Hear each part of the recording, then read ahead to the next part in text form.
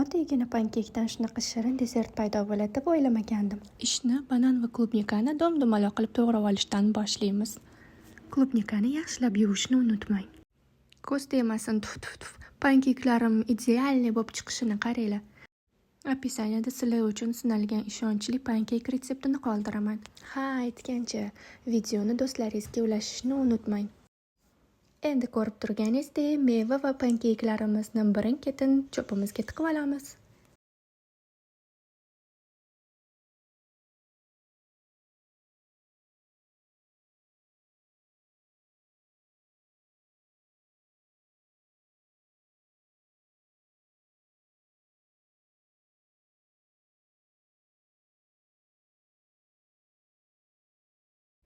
Ustidan xohlagan shokoladingizni quysangiz bo'ladi. Menda plitishni shokolad qaynagan suvda eritilgan.